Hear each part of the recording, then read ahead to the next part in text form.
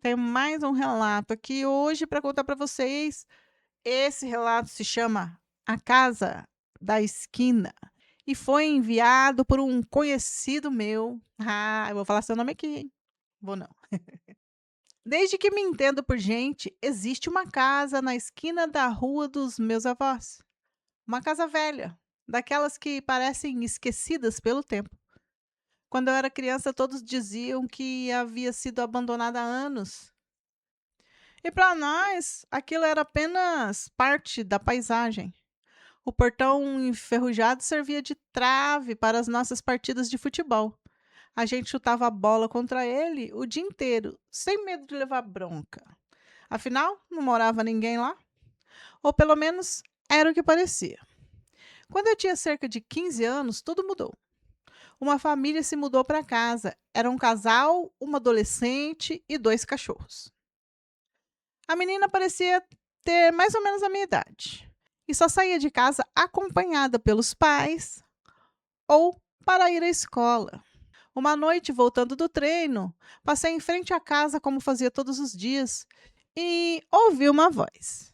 Ei, menino! Eu olhei para cima, a garota estava na janela do quarto.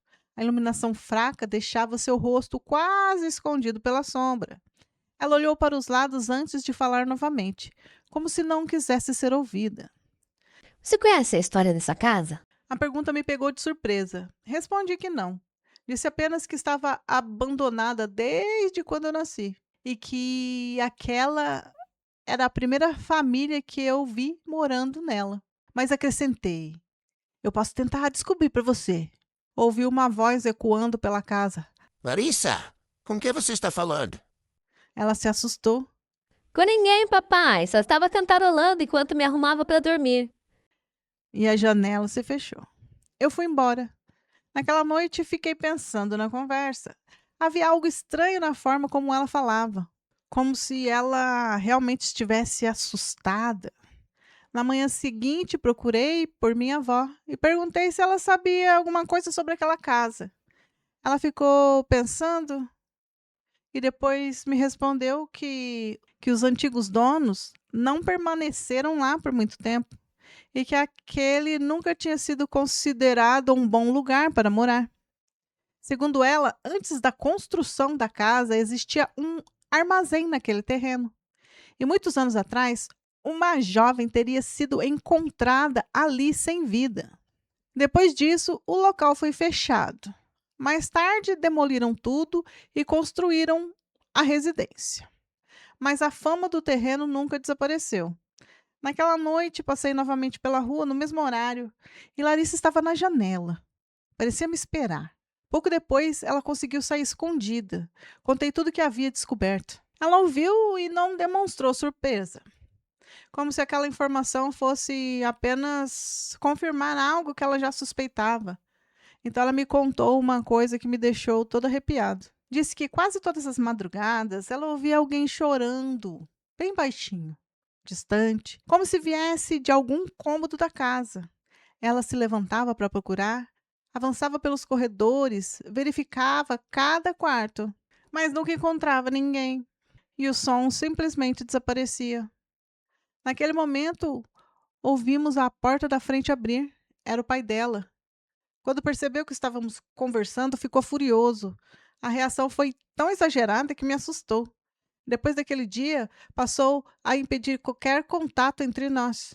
Mesmo assim, ainda conseguimos conversar mais 2 ou 3 vezes, sempre escondidos, sempre por poucos minutos. E cada vez que eu a encontrava, ela parecia mais triste, mais abatida, mais perturbada, como se alguma coisa tivesse consumindo as suas forças.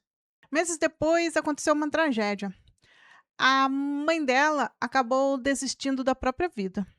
A notícia correu pelo bairro inteiro. Eu fui ao enterro, fiquei afastado, observando de longe. Queria me aproximar, dar um abraço na Larissa, dizer que eu sentia muito. Mas o pai dela ficava o tempo todo lá perto.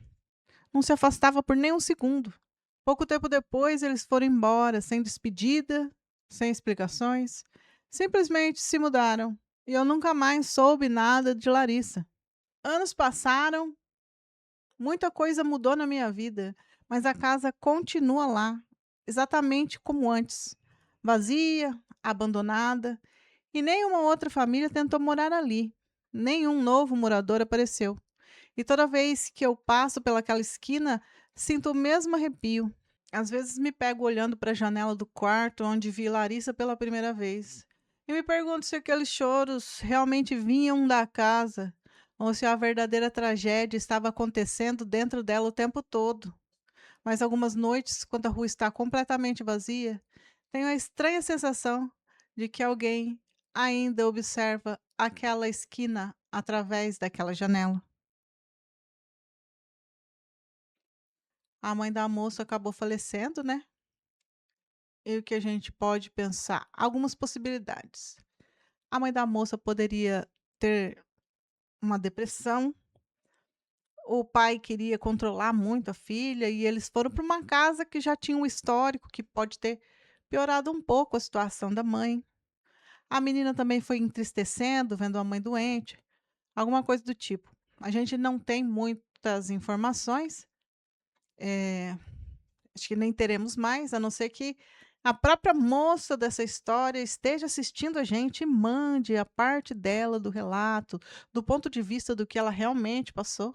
E o nosso colega contou aqui o que ele viu, eh, pelo pouco tempo que ele pôde observar aquela família, eh, meus sentimentos à família, à Larissa e ao pai dela, e que realmente eles consigam superar esse luto. Eu não sei quanto tempo aconteceu, mas o luto é eterno, né?